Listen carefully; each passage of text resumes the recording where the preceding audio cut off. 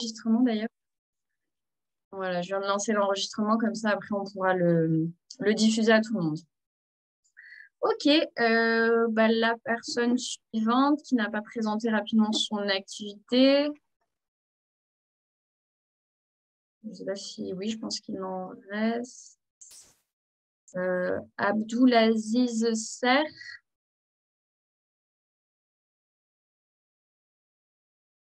Bon. Et Anna Maria. Non plus. D'accord. Sébastien Gendron. Je ne sais plus si... Bon. Ok, pas de souci. Bon, on va attaquer du coup. Peut-être qu'ils ne nous entendent pas. Je ne sais pas. Mais on va attaquer donc la présentation. Alors, je vais vous partager mon écran. Là, pareil, cette présentation, je l'enverrai. Je l'enverrai. Comme ça, on vous la transmettra et vous aurez le support si vous avez besoin de revenir dessus. Hop, c'est ça. Est-ce que du coup, vous voyez bien mon écran? Oui. Ouais, c'est bon. Oui, on voit bien. Ouais. Allez, super, parfait. Hop, je le mets en mode présentation, ça sera mieux. Allez, c'est parti. Donc, pour nous présenter, nous, quand même, rapidement, donc, SeoBetter, on est une agence spécialisée en référencement naturel. Donc, on fait vraiment que ça depuis plus de 10 ans. Donc, à la base, en fait, le siège est à Monaco depuis 10 ans. Ça fait 3 ans qu'on a ouvert une antenne à Marseille et après, on a un réseau de franchises dans le reste de la France. Donc, on a plus de 35 agences dans le reste de la France. Mais voilà, c'est vraiment des franchisés. Toutes les optimisations, notamment qu'on va voir tout à l'heure, sont faites entre Marseille et Monaco. Ici, je vous ai mis quelques chiffres sur Internet. Je pense que vous êtes à peu près tous au courant de l'importance d'être visible sur Internet parce qu'effectivement, à l'heure actuelle, on a plus de 93% des expériences en ligne qui démarrent sur un moteur de recherche et d'autant plus sur Google à 91%, donc d'où l'importance d'être vraiment visible sur Google. Et le référencement, alors contrairement à ce qu'on pourrait croire ou à ce que beaucoup de personnes pensent, ça ne s'adresse pas uniquement aux sites e-commerce. C'est d'autant plus valable pour les sites vitrines, pour la prestation de services et même en local, puisqu'on a 84% des personnes qui en fait font d'abord une recherche sur Internet avant même de se rendre sur le lieu en question. Ici, donc pour faire bien la différence entre les deux types de référencement, donc il va y avoir le référencement payant ou alors qu'on appelle le Google AdWords. Je ne sais pas si ça parle à certains d'entre vous. Google AdWords. Oui. Oui. Ouais. Donc, pour rappel et pour ceux qui ne savent pas forcément, quand vous faites une recherche dans Google, vous allez avoir forcément des résultats qui sortent. Et sur les 2-3 premiers liens, vous allez avoir écrit à côté en gras annonce. Donc ça, c'est justement donc ce qui ressort ici, c'est le Google AdWords, le paid. Et en fait, c'est un système de coût par clic. C'est-à-dire qu'en fait, il y a un enchère qui est défini par Google selon le niveau de concurrence du mot-clé, etc. Donc, si votre enchère est définie, par exemple, à 2 €, et ben, en fait, vous allez payer au coût par clic. C'est-à-dire qu'en fait, vous allez payer 2 € à chaque fois que quelqu'un va cliquer sur votre annonce. Donc, il y a deux manières de fonctionner. Soit vous dites, ben voilà, moi, je veux dépenser 200 € maximum par mois. Et donc, à 2 € du clic, ben, en fait, il n'y a que 100 clics qui peuvent être faits dans le mois. Et si d'aventure, en fait, vos 100 clics sont faits dès le premier jour, et ben, en fait, après, vous disparaissez pendant tout le reste du mois. Soit vous dites, je ne mets pas de limite, carte blanche. Et par contre, à ce moment-là, c'est la surprise à la fin du mois. Vous payerez selon le nombre de clics que vous avez eu. Mais du coup, vous payez sans être sûr que derrière, la personne vous aura réellement contacté. Nous, ce qu'on constate, c'est que sur le Google AdWords, donc sur les annonces payantes, en fait, il n'y a que 20% des personnes qui cliquent parce que, comme il y a écrit annonce en gras, tout simplement, on le sait que c'est de la pub et on n'a pas forcément envie de cliquer sur de la pub. On en a tellement de tous les côtés que dès qu'on peut la zapper, on la zappe. Et on arrive du coup sur les résultats de la recherche naturelle, donc les résultats qui arrivent juste en dessous, où il n'y a pas écrit annonce, du coup. Et là, il n'y a pas de système de coût par clic ni rien. Donc, en fait, qu'il y ait 100, 200, 3000 personnes, même par jour, qui cliquent, en fait, pour vous, c'est exactement la même chose. Et là, on a 80% des personnes qui vont directement sur ces résultats-là, en se disant que si vous apparaissez naturellement en haut de page de Google, c'est que certainement vous êtes le meilleur ou la référence dans la matière. Voilà, donc pour faire bien la distinction entre le Google AdWords et le référencement naturel. Du coup, on arrive dans le vif du sujet, donc le référencement naturel. Donc, comment ça fonctionne si vous ne payez pas directement Google pour apparaître en haut? Comment on fait? En fait, il faut travailler sur votre site pour le faire remonter progressivement dans les résultats de recherche. Alors déjà, ce qu'il faut savoir par rapport au référencement naturel, c'est que c'est quelque chose qui s'apprécie dans le temps et qui se travaille continuellement.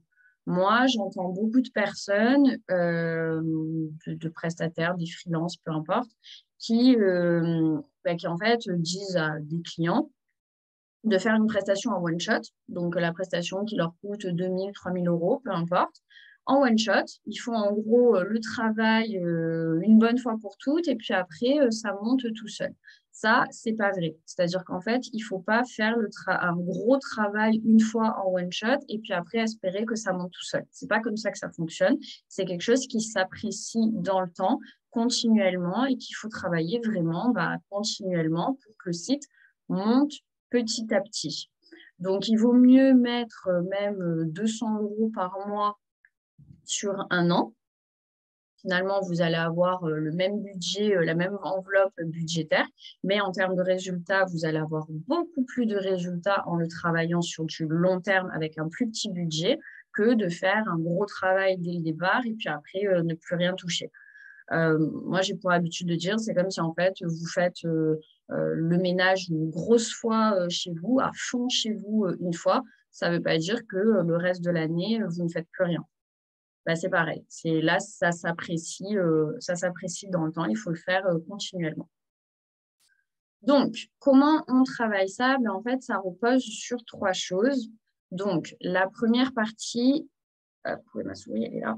La première partie, ça va être ce qu'on appelle la partie on-site. Donc, ça va être toutes les optimisations techniques et notamment la manière dont le site aura été construit sur votre CMS. Donc, par exemple, sur WordPress, Wix, peu importe. Alors, je ne sais pas si à certains d'entre vous, ça parle les balises, le balisage, donc les balises title, métadescription, alt, h, tout ça, ça parle à quelqu'un? Oui. Ouais. Mais parce que je suis dans le marketing.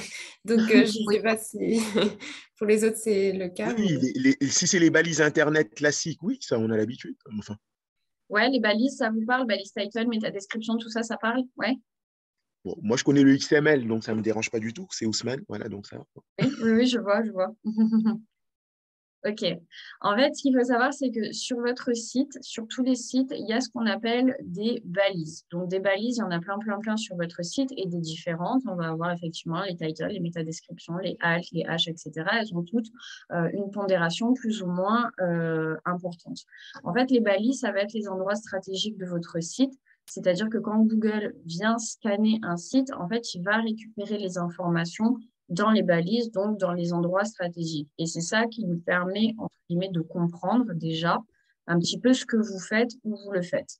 Donc, en gros, la partie on-site, ça va être vraiment la structure du site, le squelette du site. Et l'objectif, c'est d'avoir un squelette qui soit bien clair pour Google, bien clair pour l'algorithme de Google, pour que quand il passe sur votre site, il comprenne très rapidement ce que vous faites, où vous le faites, et du coup, il puisse vous faire apparaître dessus. Donc, dans la partie on-site, il y a justement le balisage dont on parlait, et ça va comprendre aussi tout ce qui est nettoyage des facteurs bloquants. Donc, les facteurs bloquants, c'est toutes les petites erreurs qui, mis bout à bout, peuvent freiner en fait vos performances parce qu'en fait, elles polluent, entre guillemets, votre squelette. Donc, elles sont à nettoyer pour avoir un site qui soit beaucoup plus performant. Et on verra notamment tout à l'heure plus en détail la partie justement on-site et tous les facteurs bloquants qu'il peut y avoir. Le deuxième pilier, donc ça va être les contenus. Tout simplement, au plus il va y avoir de la matière texte sur votre site, au plus Google, quand il passe dessus, il va avoir de quoi manger, il est content, il vous remonte dans les résultats. Là, pareil, au niveau des contenus, il y a quand même pas mal de règles en rédaction web qui sont à respecter. Et donc, on verra tout à l'heure comment faire pour que vos contenus soient performants pour le SEO. Et la troisième partie, donc je dirais peut-être la plus importante, parce que c'est celle qui fait vraiment la différence à l'heure actuelle, ça va être la notoriété. Alors, je ne sais pas si ça parle à certains d'entre vous, le terme netlinking ou les backlinks. Non, peut-être pas. Oui. Oui. Mais Ok. toujours parce que je suis dans le marketing, donc oui. Disons que oui, moi je suis, en fait, je suis intéressé depuis les débuts de l'Internet à ces choses-là, donc je suis de loin. Et puis comme je travaille souvent dans des grosses entreprises, bah, je les entends parler aussi, même si ce n'est pas mon métier. Ok, super, parfait. Pour moi, c'est pas très clair, par contre. Pour toi, c'est pas très clair. Ok, bah de toute façon, on va reprendre comment ça fonctionne. Donc, le netlinking ou les backlinks, alors c'est vraiment, je dirais, la partie la plus importante à l'heure actuelle. C'est vraiment celle qui est le plus prise en compte par les algorithmes de Google. C'est vraiment elle qui fait la différence au niveau des positions, surtout quand vous êtes sur un secteur d'activité qui est concurrentiel. Voilà, quand on est sur un secteur de niche, c'est important, mais on peut s'en sortir sans. Dès qu'on est sur des secteurs d'activité qui sont un peu concurrentiels, c'est le netlinking qui fait la différence. Donc, le netlinking, si j'arrive à... Voilà. Donc, stratégie de netlinking. En fait, le netlinking, tout simplement, c'est pour travailler la notoriété de votre site. Et en fait, au plus on va parler de vous en externe sur des sites qui ont une forte notoriété, au plus, en fait, vous allez gagner en notoriété et donc vous allez remonter dans les résultats de recherche. Donc, ce qu'il faut savoir par rapport au netlinking, c'est qu'en fait, il faut absolument privilégier la qualité des sites qui parlent de vous et donc la qualité des liens qui sont faits plutôt que la quantité. Donc, on est vraiment dans une vision qualitative plutôt que quantitative. Donc voilà, quand des sites en fait thématisés donc, dans votre secteur d'activité qui ont une forte notoriété vont parler de vous, vont faire un lien de redirection qui pointe vers votre site, ben, en fait, au travers de ce site, vous allez récupérer une partie de la notoriété du site qui parle de vous. Et donc, ça va booster votre propre notoriété. Vous allez gagner en crédibilité, en fait, aux yeux de Google. Et donc, c'est comme ça que petit à petit, il va vous remonter dans les résultats de recherche. Est-ce que c'est un peu plus clair, même si de toute façon, on reviendra dessus tout à l'heure, mais est-ce que du coup, c'est déjà un peu plus clair sur cette partie-là? Sur le netlinking. Oui, merci. Bon, parfait. De toute façon, on reviendra dessus un petit peu tout à l'heure pour montrer à quel point c'est beaucoup plus important de travailler sur la qualité des liens que sur la quantité des liens qui sont faits. Donc après, pareil, il y a des sites, des outils plutôt, qui existent pour mesurer en fait la qualité d'un lien. Voilà, pour être sûr que si jamais vous faites du netlinking, vous le fassiez avec des liens et des sites qui soient qualitatifs et que du coup, ça ait vraiment un impact un impact positif sur votre référencement. Alors, par contre, je suis désolée, mais apparemment, comme j'ai la version gratuite de Zoom, ça va couper dans une dizaine de minutes. Donc, quand ça coupe, en fait, on se remet sur le lien. Ok. Voilà. J'ai une petite question. Est-ce que vous allez nous donner des noms de sites qui peuvent justement mesurer la qualité des liens ou Oui. Alors, même... oui, bah, je peux le donner dès maintenant. Nous, on utilise l'outil qui s'appelle Majestic. D'accord. Alors, c'est un outil qui justement permet de mesurer la qualité d'un site et donc la qualité des liens qui peuvent être faits via ce site. Alors, c'est un outil, c'est un freemium, c'est-à-dire que vous allez avoir peut-être 2, 3 essais gratuits et puis après, vous passez sur la version payante qui est quand même assez chère. Alors, pour vous, en tant qu'entreprise, je ne suis pas sûre que ça vaille le coup d'acheter la licence, qui est assez chère. Nous, en agence, forcément, là, parce qu'on passe notre vie dessus, mais vous, pour le coup, ce n'est pas forcément super intéressant d'acheter la licence. Ok. C'est pareil, on verra tout à l'heure un autre outil qui s'appelle SEMrush et qui, lui, nous sert à voir le positionnement, etc. des sites. Pareil, c'est un freemium, vous avez 2, 3 essais qui sont gratuits. Et après, c'est une formule qui est payante. Là, pareil, pour une agence, c'est obligatoire de l'avoir parce qu'on passe notre vie dessus. Mais pour vous, en tant qu'entreprise, c'est pas forcément, vu le coût de la licence, c'est pas forcément pertinent de l'acheter. Voilà. Ok. Donc, bon, après, quand vous consultez une agence spécialisée en SEO, normalement, elle vous fait cet accompagnement-là, que ce soit Majestic ou que ce soit SEMrush. Voilà, elle vous donne toutes les données nécessaires. Ok. Merci. Ok, du coup, on va rentrer maintenant un petit peu plus dans le détail donc, de ces 3 piliers. Donc voilà, là, pareil, si en fait vous recevez des devis de certaines agences pour du SEO, en fait, demandez bien qu'est-ce qui est travaillé. Et si vous voulez en fait avoir une prestation qui tienne vraiment la route, en fait, impérativement, vous devez avoir ces 3 piliers-là qui sont travaillés, aussi bien la partie on-site, la partie contenu et surtout la partie netlinking. Alors ça, c'est pas toutes les agences qui travaillent le netlinking parce que c'est la partie qui du coup est la plus compliquée à travailler et à avoir.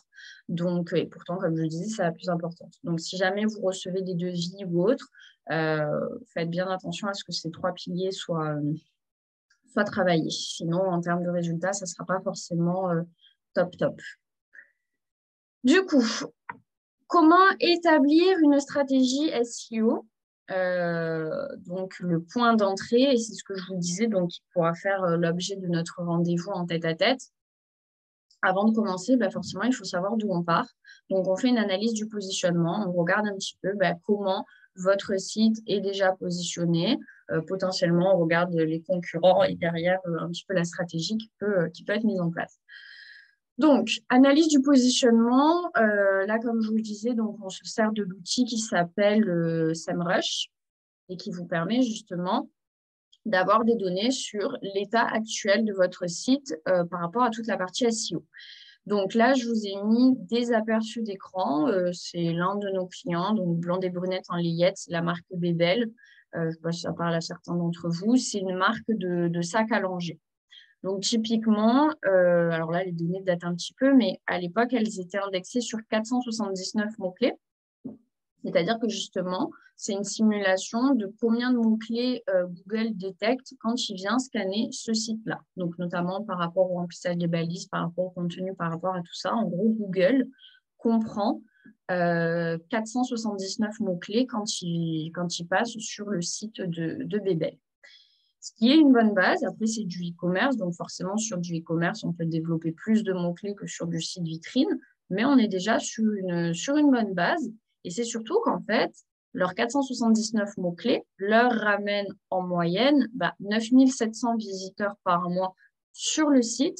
Et ça, uniquement grâce au référencement naturel.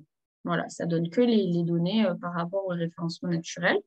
Et ici, ça vous donne aussi en fait un petit aperçu, enfin la liste complète, là je vous ai mis qu'un aperçu, mais normalement sur SEMrush, vous avez la liste complète de tous les mots-clés sur lesquels le site est indexé, avec à côté les positions.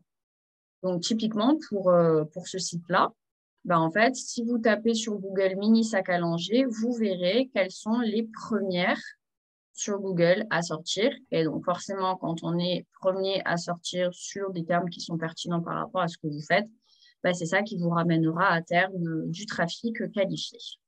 Donc, la première étape, c'est ça, c'est on regarde un petit peu d'où est-ce que vous partez pour savoir où est-ce qu'on va aller.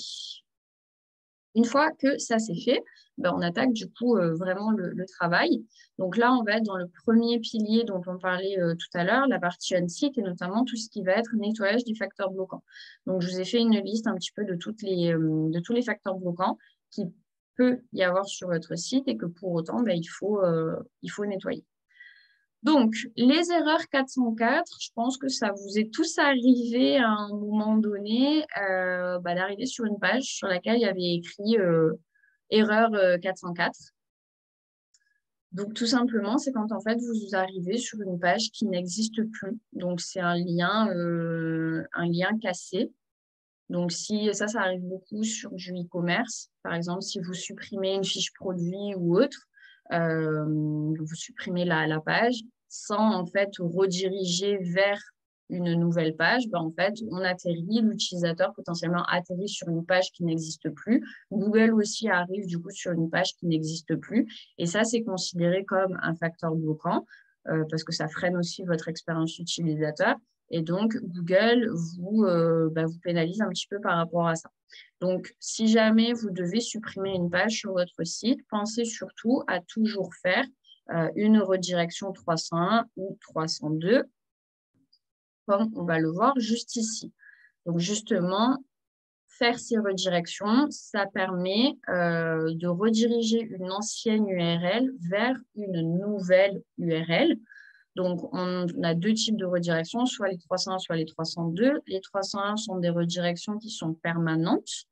Donc, si jamais, en fait, une page n'a plus du tout à vocation d'exister, vous voulez la supprimer définitivement, ben en fait, faites absolument votre redirection permanente, donc la 301, vers une nouvelle URL pour qu'en fait, les personnes et Google soient automatiquement redirigées sur la nouvelle page. Si, en fait, vous voulez rediriger temporairement parce que la page est tout simplement en travaux ou quelque chose comme ça, faites juste une redirection 302 qui vous permet temporairement de rediriger les personnes. En fait, pourquoi c'est super important? Parce que ce qu'il faut savoir, c'est que toute la notoriété de votre site est reliée à son nom de domaine et chaque URL des pages de votre site possède sa propre notoriété. Chaque page, chaque URL de page a une certaine notoriété, ce qui au total nous fait la notoriété globale du nom de domaine. Donc, en fait, si vous clôturez une URL, si vous clôturez une page sans la rediriger, ben, en fait, tout bêtement, vous allez aussi perdre toute la notoriété qui est reliée à cette URL en question, ce qui est du coup dommage. Et il vaut mieux la rediriger, comme ça, vous redirigez en même temps une partie même à 90%, vous redirigez la notoriété qui était initialement acquise sur la page initiale. Ensuite, on va avoir le maillage interne. Donc, tout à l'heure, on a parlé des liens sur des sites externes qui pointent vers le vôtre. Là, le maillage interne. Désolée, je te coupe. Tout à l'heure, tu parlais de netlinking, pardon. Et quelle est la différence avec les backlinks? Alors, les backlinks, c'est pareil. En fait, les backlinks, c'est un lien. Et le netlinking, c'est ce qu'on appelle la stratégie de netlinking. Donc, ça va englober en gros tous les liens. Ok, merci. Et grosso modo, c'est la même chose. Voilà. D'accord, merci. Alors, ça va couper dans moins d'1 minute. Donc, dès que ça coupe, je vous propose qu'on se remette directement sur le lien pour continuer la partie maillage interne.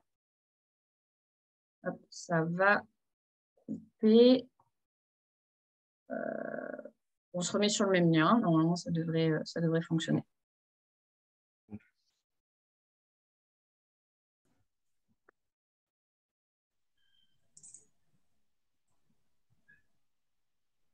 Hop, on est de retour. Il n'y a pas encore tout le monde. Comment ça se fait que c'est coupé comme ça? Ben, c'est parce qu'en fait, j'ai pas la version Ah, t'es... j'ai encore la version gratuite de Zoom et du coup, en fait, on a Ah, droit que à 40 minutes ah, de réunion d'accord. et après, il faut renouveler. C'est assez Ah, relou. c'est bête ça. Pourquoi ne pas être passé par Teams ou autre? Ben, je sais pas, on a dit Zoom, donc on avait Zoom, mais effectivement, c'est pas. Enfin voilà, ça coupe un peu, donc ça coupe à 40 minutes, quoi. Voilà, Ok, comme j'ai pas la version client, ça coupe à 40 top. minutes. Bon, après, le lien, on se remet dessus dans la foulée, ça fonctionne, donc ça va. Oui, oui, c'est Mais, vrai. euh, mais c'est vrai que c'est voilà, un peu relou. Moi, d'habitude, j'utilise du coup Google Meet parce qu'on n'a pas de limite de temps sur Google Meet. Hmm. Mais voilà, là, ne sachant pas si on pouvait tous utiliser Google Meet, on a fait du Zoom. Voilà. Très bien, merci. Alors, je vais juste regarder que tout le monde soit revenu pour continuer. Je suis bien là, je vous écoute, mais je me cache. Pas de souci. Bon, on a l'air d'être tous revenus. C'est bon. Donc, on va pouvoir continuer. Donc, sur le maillage interne, alors effectivement, tout à l'heure, on a parlé de netlinking. Donc, le netlinking, c'est quand des sites externes ou vôtres font des liens de redirection qui pointent vers le vôtre. Le maillage interne, par contre, ça va être les liens qui sont faits au sein même de votre site. Donc, par exemple, quand on est sur votre page d'accueil, il y a un petit texte qui présente ce que vous faites, vos prestations, etc., etc. Et à un moment donné, ou dans le texte, il y a un lien, vous savez, enfin, il y a un mot en surbrillance sur lequel, quand vous passez votre souris, vous pouvez cliquer. Et quand vous cliquez dessus, ça vous ramène, par exemple, sur une page catégorie au sein même de votre site. Ben ça, du coup, c'est ce qu'on appelle le maillage interne. Donc, c'est tous les liens qui sont faits au sein même de votre site, qui redirigent donc sur des pages de votre site. Donc, ça, c'est super important de le faire parce que ça permet à Google une meilleure compréhension et une meilleure lecture de votre site. C'est bon aussi pour l'expérience client, donc pour les visiteurs, d'être redirigés sur les pages du site qui intéressent. Et c'est surtout qu'en fait, ça va permettre de diffuser la notoriété. Parce que quand vous faites du netlinking, donc un lien de redirection qui pointe vers votre site, en fait, le lien de redirection, il va pointer sur une page de votre site. Il ne pointe pas sur le site complet, il pointe sur une page du site. Donc, en fait, il va booster la page sur laquelle vous faites pointer ce fameux lien. Mais si ensuite vous voulez que du coup la notoriété donc, de ce fameux lien soit diffusée sur l'ensemble de votre site, bah, c'est ces fameux liens, ce fameux maillage interne qui va permettre de le diffuser. Parce que par exemple, si je fais un lien, si je fais un backlink qui pointe vers ma page d'accueil, et qu'après, sur ma page d'accueil, ben, en fait, j'ai du maillage interne qui va rediriger sur toutes les autres pages de mon site. Et ben, en fait, la notoriété que j'ai fait atterrir sur ma page d'accueil, elle booste ma page d'accueil, super, mais elle va aussi se diffuser sur les autres pages de mon site grâce à ce fameux maillage interne. Je ne sais pas si c'est clair. Non. Si c'est pas clair, dites-le moi et je le réexplique autrement. C'est clair, hein. En tout cas, enfin, bon, pardon, moi, je suis pas. Bon, en tout cas, c'est clair pour moi. Ok, Oui, bon, c'est clair pour moi aussi. ok, parfait, super. Donc, le maillage interne, pareil, super important à travailler sur vos sites. Ensuite, pensez à bien structurer vos URL. Donc là, je vous ai mis comment se décortique une URL, tout simplement. Donc, en premier, on va avoir le protocole. D'ailleurs, là, pareil, si vous n'êtes pas en HTTPS, faites vite ben, le processus SSL, donc la version sécurisée. Depuis 2018-2019, c'est obligatoire. Hein, tous les sites doivent être en HTTPS, qui est la version sécurisée. Ensuite, on va avoir le subdomaine, donc www. Ensuite, vous allez avoir le fameux nom de domaine dont on parlait tout à l'heure, votre TLD, donc .com, .fr, .net, etc. Alors, quand vous êtes en général un site e-commerce et que vous avez pour vocation de vendre un petit peu partout dans le monde, il vaut mieux être en .com. Si vous êtes un site vitrine que vous avez vraiment pour vocation de rester sur le marché français, le .fr, ça suffit largement. Et ensuite, vous allez avoir donc le subfolder et le slug. Donc là, c'est ce qui varie pour chaque URL de votre site, pour chaque page de votre site. Et en fait, là, c'est là qu'il faut faire super attention pour que votre subfolder et votre slug correspondent bien à la page. Je m'explique. Vous êtes sur votre page d'accueil, donc vous avez votre nom de domaine, .fr, .com, peu importe. Vous allez cliquer, par exemple, sur une page catégorie. Donc, vous allez avoir le / et vous allez avoir votre subfolder qui apparaît. Donc, bien faire attention que votre subfolder corresponde au contenu de la page catégorie sur laquelle vous êtes. Ensuite, une fois que vous êtes sur votre page catégorie, soit vous cliquez sur une sous-page catégorie, soit vous cliquez par exemple sur un produit. Donc là, vous allez avoir en fait votre slug. Merde. Pourquoi ça va passer? Vous allez avoir donc votre slug qui apparaît et qui, là encore, doit bien correspondre au contenu de la page, au contenu de la page. Tout simplement parce qu'en fait, Google scanne aussi les URL associées aux pages. Et en fait, s'il se rend compte que la composition de votre URL ne correspond pas au contenu de la page, et en fait, pour lui, ça va être incohérent. Et du coup, il va vous freiner au niveau des positions des résultats de recherche parce que déjà, pour lui, c'est incohérent entre comment vous avez construit votre URL et le contenu de la page en question. Donc, bien faire attention à ce que ça corresponde et presque à ce que ça fasse ce qu'on appelle un fil d'Ariane dans vos URL. Mais comment on maîtrise cette mention derrière le /.com? Le subfolder et le slug, du coup. Alors, oui. En fait, il y a certains CMS, enfin, même la plupart des CMS actuellement, vous aident dans le sens où, en fait, quand vous créez une page, le CMS, donc par exemple WordPress ou peu importe, crée automatiquement le subfolder et le slug.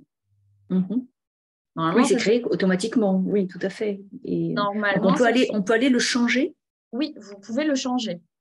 Vous pouvez le changer et des fois, c'est même judicieux de le changer parce qu'en fait, WordPress, il va vous créer une URL, donc un subfolder et un slug automatiquement par rapport à ce qui lui semble pertinent. Mais des fois, ça peut être judicieux de le modifier si en fait, ce n'est pas forcément pertinent ce qu'il vous a mis ou des fois, si c'est trop générique parce qu'en fait, c'est pareil. S'il a mis des mots-clés qui sont beaucoup trop génériques dans votre URL, en fait, derrière, pour vous référencer, ça va être compliqué aussi. Alors que si vous choisissez des mots-clés dans votre URL qui sont beaucoup plus spécifiques, derrière, pour vous référencer, ça va être plus facile aussi parce qu'on est sur ce qu'on appelle de la longue traîne ou alors de la niche. Et donc, il y a moins de concurrence et c'est plus facile de vous référencer sur quelque chose qui est moins concurrentiel. Donc, c'est pour ça que des fois, ça peut être intéressant de retravailler vos URL. Et là, pareil, faites attention parce que si, après l'atelier, vous décidez de retravailler vos URL, même si vous rajoutez juste un S ou peu importe, en fait, c'est une nouvelle URL. Et donc, en fait, on va en revenir à ce qu'on disait au tout début, les erreurs 404. Parce que comme c'est une nouvelle URL rattachée à votre page, l'ancienne URL, l'initiale, elle n'est plus rattachée à la page. Pour autant, c'était elle qui avait acquise toute la notoriété. Donc, il faudra penser à faire votre redirection 301. D'accord. D'accord, merci. Ensuite, les codes Google Analytics et Search Console, on verra tout à l'heure. Donc, le code Google Analytics, c'est un petit bout de code, tout simplement, qui est inséré au sein de votre site et ça va permettre en fait de traquer quasiment en temps réel, enfin même en temps réel, il y a une fonction en temps réel, donc qui vous permet de traquer en temps réel tout ce qui se passe sur votre site. Donc, aussi bien votre audience, c'est-à-dire le nombre de personnes qui sont venues sur votre site, comment ces personnes sont venues sur votre site, donc comment est-ce qu'elles vous ont trouvé. Si vous mettez en place plusieurs actions de marketing et de communication, c'est intéressant de le piloter et de savoir comment ces personnes vous ont trouvé. Vous pouvez voir le comportement de ces personnes, donc combien de temps en moyenne elles sont restées sur votre site, quel type d'actions elles ont effectué sur votre site, est-ce qu'elles ont cliqué, est-ce qu'elles sont ressorties directement.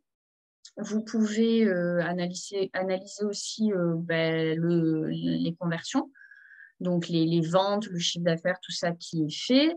L'origine géographique, donc d'où est-ce que les personnes se connectent sur votre site, quelles pages sont les plus visitées. Vous pouvez avoir aussi pas mal de données démographiques, donc le genre, l'âge, etc., etc. Donc ça, Google Analytics, c'est un outil gratuit de Google qui vous permet de mesurer vraiment tout ce qui se passe sur votre site et derrière de piloter vraiment votre stratégie en ayant un maximum d'informations.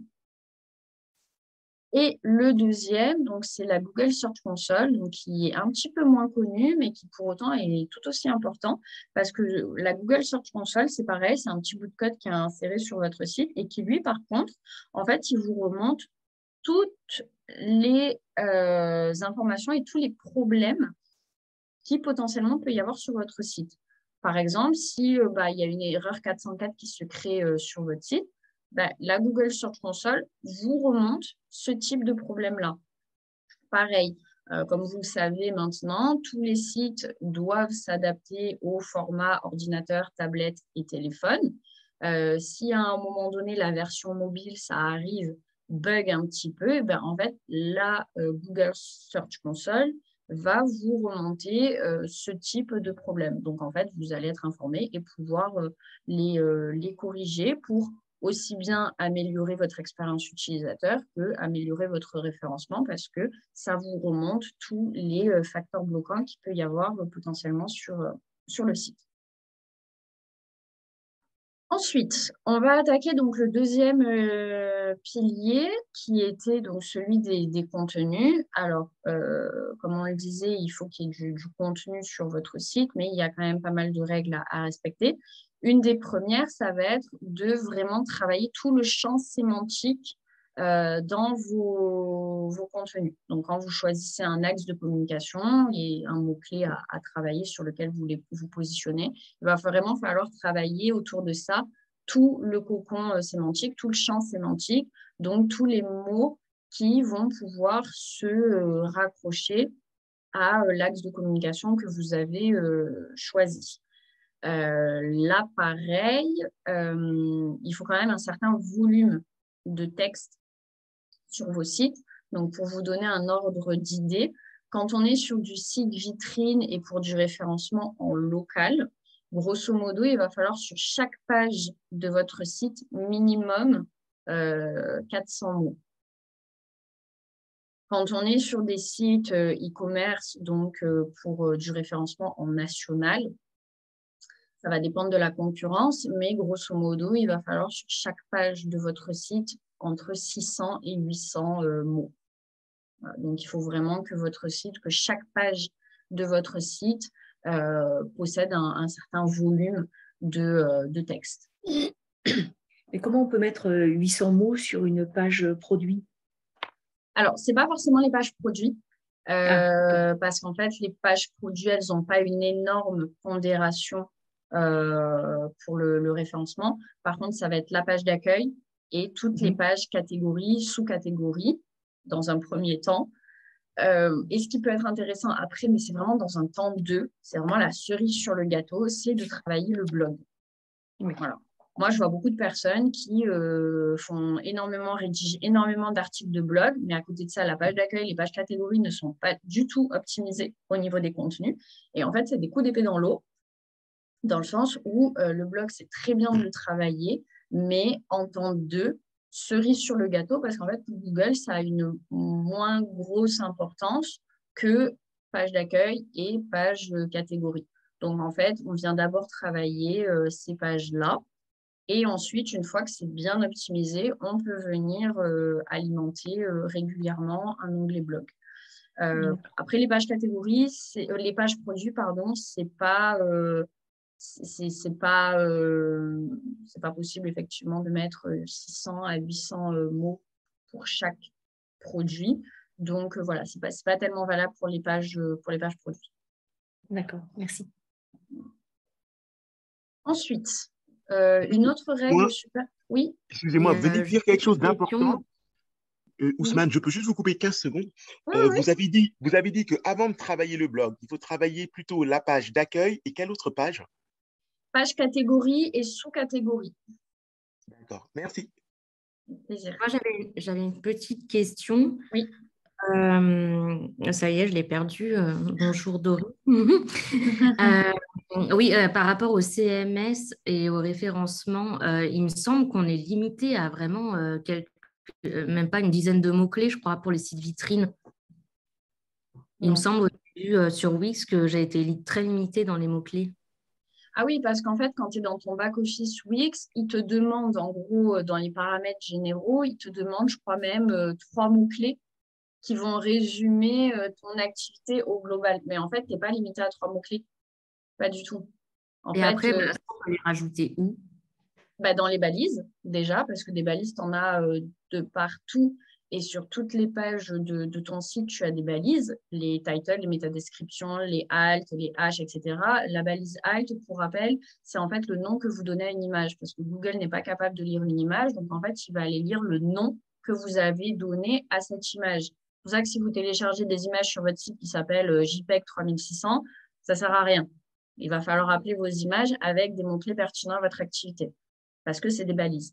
Donc, c'est pour ça qu'en fait, des balises, il y en a vraiment partout sur le site. Et le but, le travail du balisage, donc la partie on-site dont on parlait tout à l'heure, c'est d'aller remplir justement toutes les balises du site avec des mots-clés qui soient pertinents déjà. Et ensuite, en fait, tu viens enrichir avec tes contenus, donc tes contenus qui sont juste là, qui sont optimisés sémantiquement, donc qui reprennent tout le champ lexical des mots-clés que tu as choisi de travailler. Et en fait, même sur un site vitrine développé sur Wix, en fait, tu peux aller jusqu'à, il n'y a pas de limite, hein, mais grosso modo, si tu es sur 250 mots-clés, ça commence à être pas mal.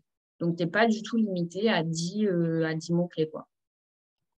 D'accord. Et entendu du coup. Sabrina, oui. Comment faire la différence entre les différentes balises? Comment savoir ce qu'il faut mettre dans telle balise, dans telle autre balise? C'est quoi parce qu'elles portent toutes des noms, métadonnées, machin, etc. Ça, c'est selon la stratégie qui est définie et qui est mise en place. Il va y avoir des mots-clés principaux, des axes de communication principaux et ensuite des mots-clés un petit peu secondaires. Donc, dans les balises qui sont vraiment primordiales, tu renseignes tes axes de communication principaux. Et dans les balises qui vont être un peu secondaires, tu renseignes tes mots-clés qui sont secondaires, entre guillemets. Le choix, il se fait plus ou moins comme ça et il se fait selon chaque page. Par exemple, je ne sais pas, toi, ton activité, c'est quoi? Parce qu'il me semble que tu ne t'es pas présentée. Non, parce que j'avais quelques minutes de retard, je suis désolée. En fait, j'ai 2 activités. Je vends, j'ai un site marchand et un site vitrine. Sur mon site marchand, je vends des adhésifs qui reproduisent des œuvres d'art et qu'on positionne sur le toit des voitures. Et dans mon autre activité, je vends des œuvres d'art, mais je ne vends pas en ligne. Je prospecte des entreprises en direct. Donc, c'est un site vitrine dans l'autre. Après, il va falloir... Oui, mais quand tu dis les mots-clés, les balises mots-clés principaux, les balises principales, par exemple, métadonnées, c'est une balise principale ou c'est une balise secondaire? C'était plus ça ma question, en fait. La métadescription, oui, la métadescription, typiquement, c'est une balise principale. Grosso modo, title, métadescription, ça va être les balises vraiment principales. Après, tout ce qui est balise alt, h, etc., ça, c'est un petit peu moins, ça a une pondération qui est moins importante que ta title et ta métadescription, typiquement. D'accord. Mais après, voilà, il y a une hiérarchisation des balises qui se fait comme ça. Donc, dans les balises les plus importantes, on renseigne vraiment les axes de communication principaux.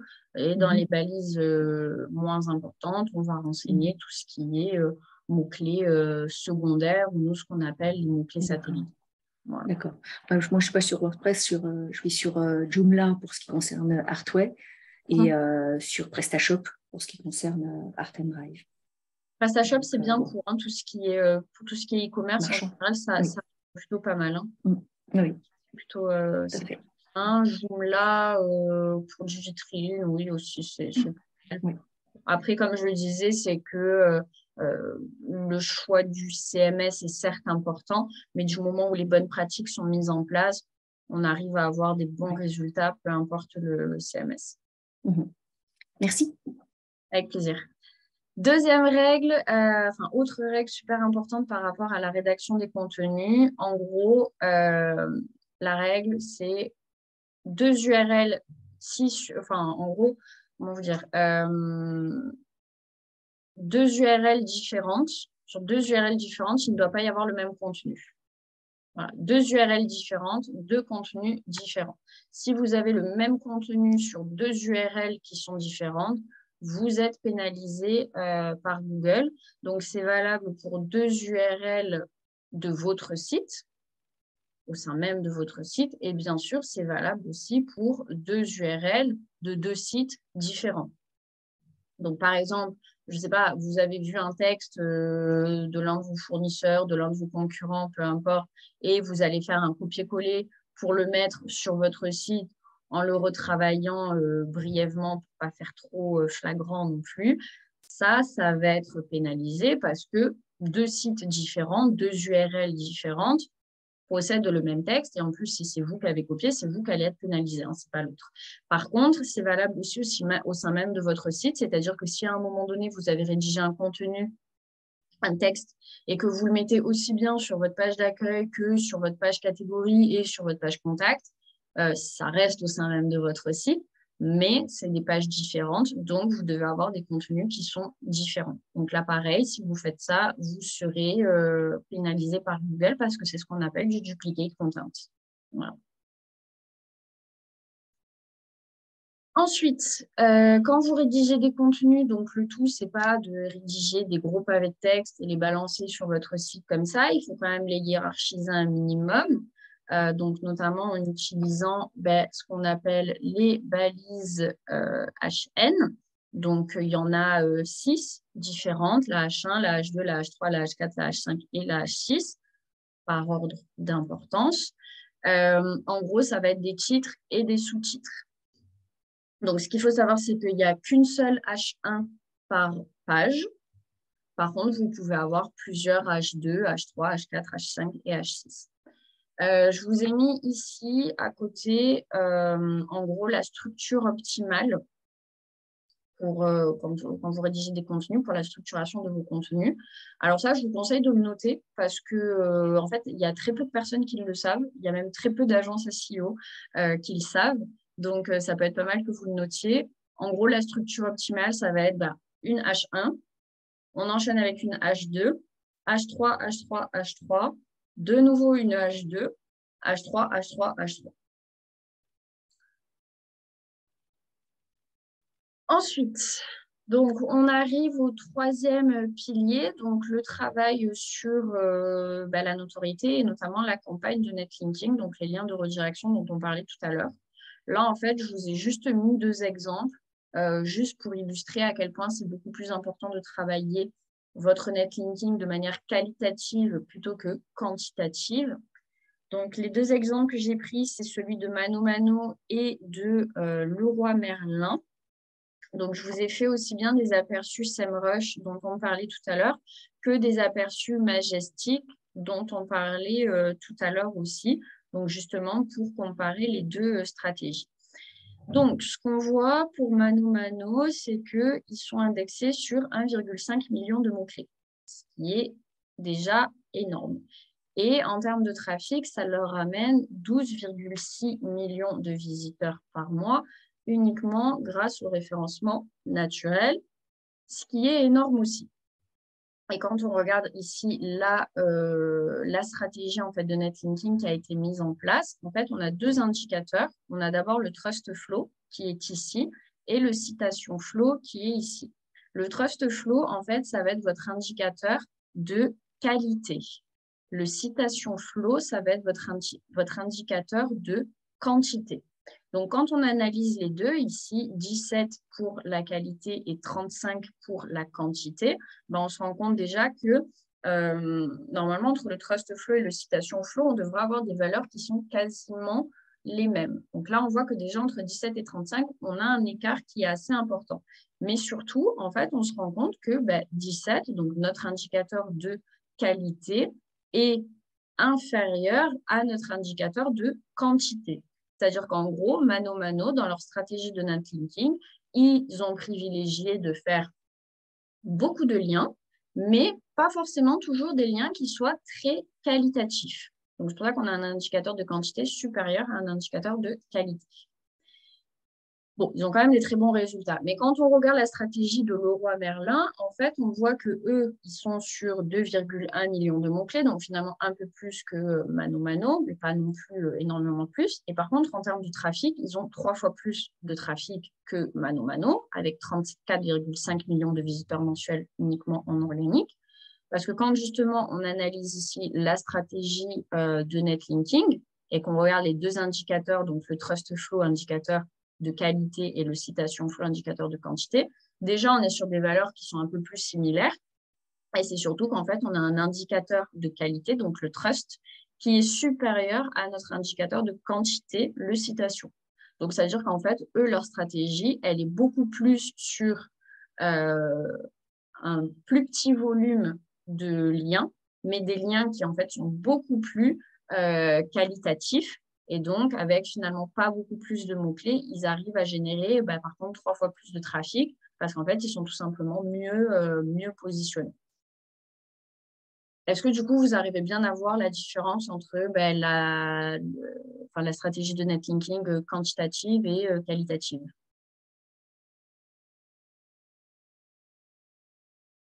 Oui, oui. Ouais, c'est plus clair? Bon, tant mieux. Parfait.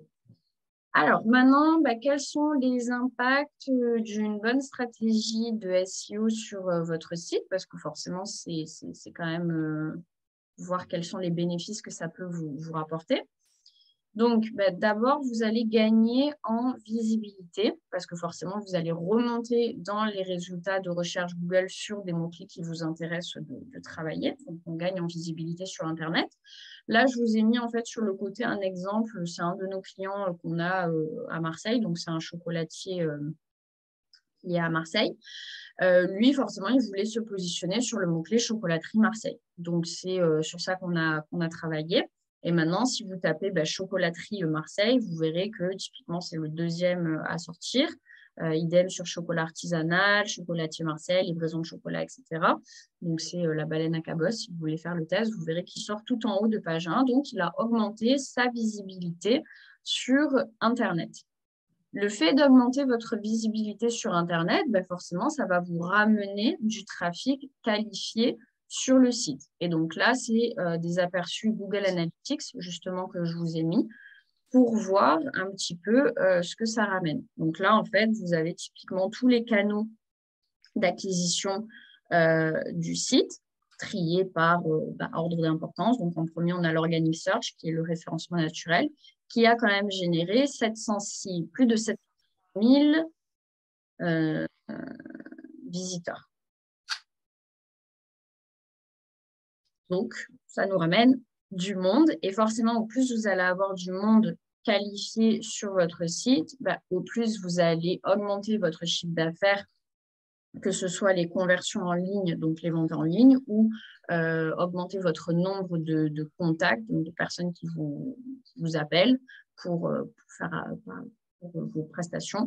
et donc augmenter votre chiffre d'affaires.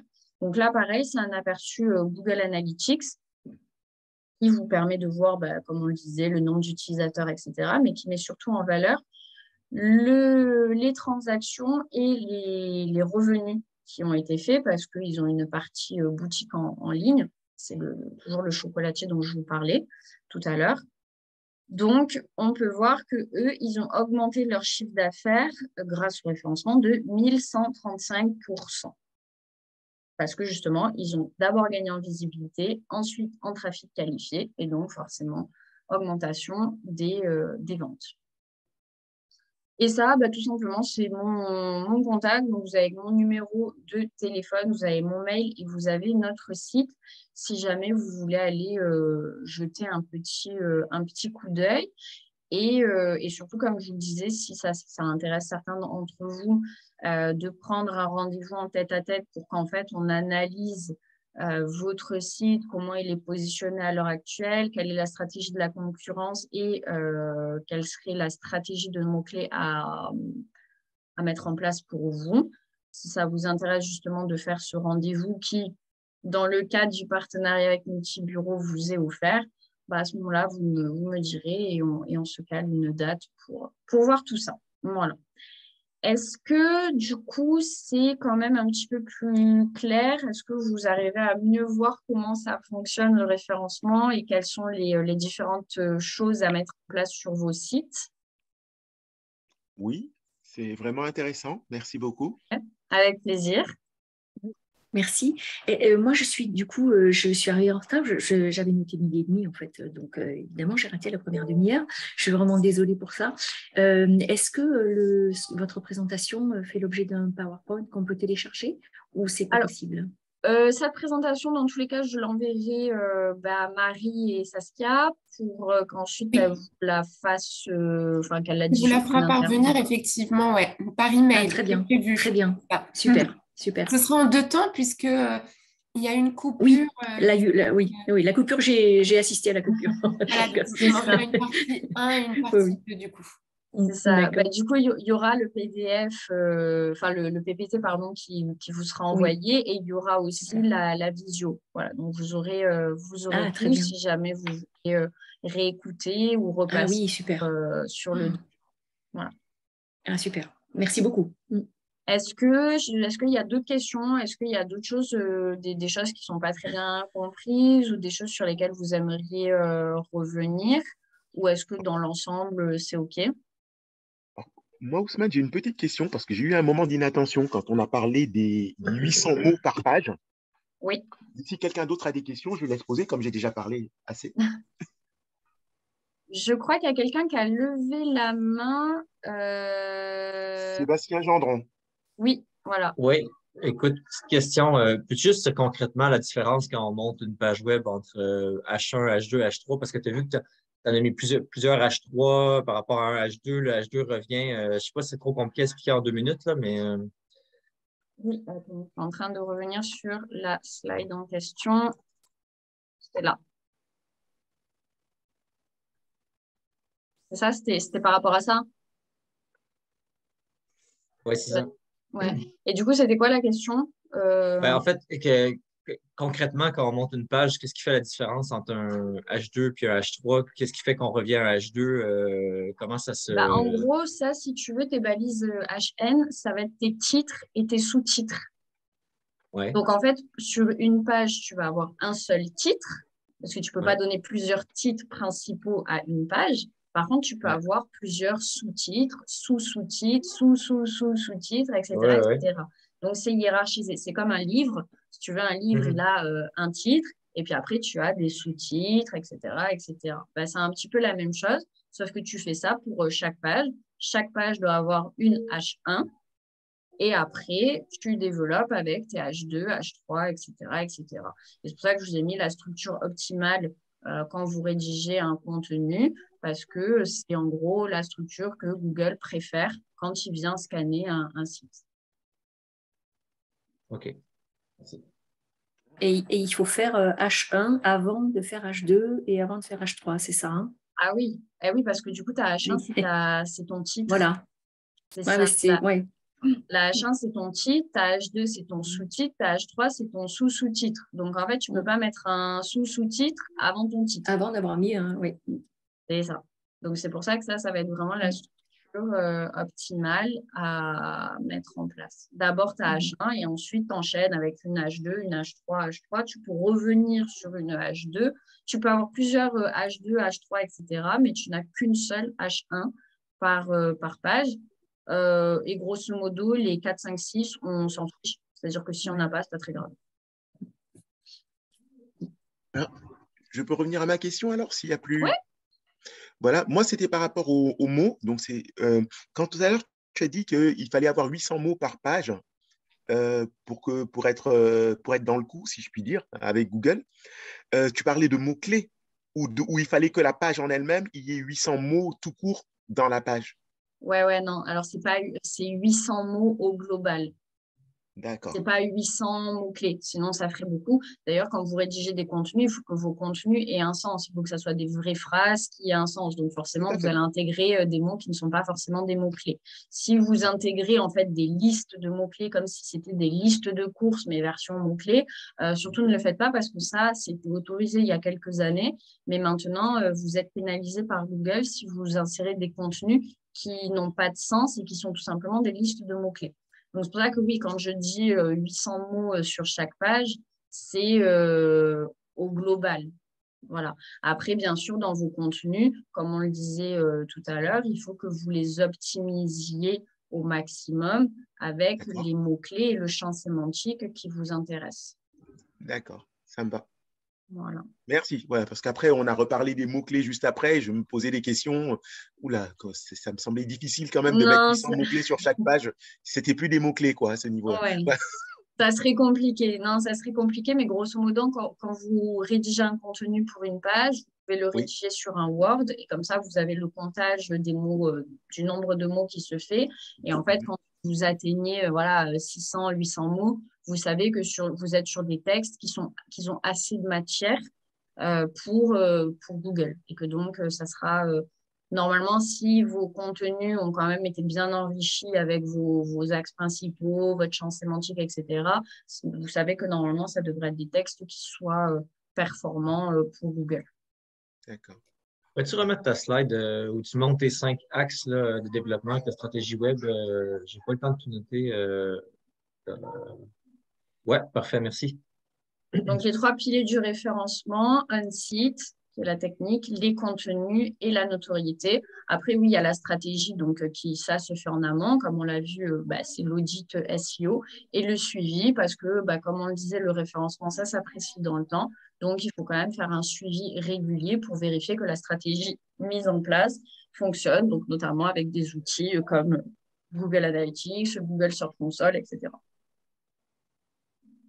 Moi, j'ai une petite question aussi. Alors, peut-être que tu l'as dit, je me suis absentée 10 minutes tout à l'heure, mais concernant l'intégration des vidéos dans les articles. Parce que moi, je fais quelques vidéos interviews, donc on a le contenu rédactionnel écrit.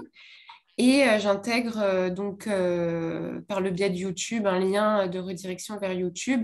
Et on voit aussi le visuel de la vidéo qui est intégré dans l'article. Est-ce que ça impacte sur le référencement ou au contraire, ça contribue de façon positive Alors, c'est bien de varier le type de contenu sur un site, donc de mettre aussi bien du texte, de la vidéo, de la photo, etc. Après, mettre un lien YouTube en plus de ça n'a pas un énorme impact sur ton référencement. À la rigueur, ça va être le nom que tu donnes à cette vidéo qui peut être un mot-clé. Mais en fait, ça ne va pas avoir un énorme impact sur ton référencement parce que Google n'est pas vraiment capable de lire le contenu d'une vidéo comme il n'est pas capable de lire le contenu d'une image. Il lit vraiment la partie texte. Donc, à la rigueur, il va aller chercher cette partie-là. Par contre, il faut faire attention à ne pas mettre trop de vidéos sur ton site. Quoique non, c'est des liens YouTube. En fait, il y a le lien YouTube. Non, il y a la mosaïque, la petite mosaïque de la vidéo. Et quand on clique dessus, elle est directement redirigée vers YouTube. Ouais. Alors, ça va recouper. Donc, si vous voulez vous reconnecter sur le lien, voilà. Mais non, c'est des liens YouTube. Donc, ça va parce qu'en fait, si tu télécharges directement ta vidéo sur ton site, ça va alourdir ton site. Et donc, ça va, comme il va être plus lourd, il va mettre plus de temps à charger. Et la vitesse de chargement, ça fait partie des facteurs bloquants. Donc, mais si c'est un lien YouTube, normalement, ça ne surcharge pas ton site et ça devrait pas en pâtir sur ta vitesse de chargement. Ok, Ça va. ok, très bien. Super, merci.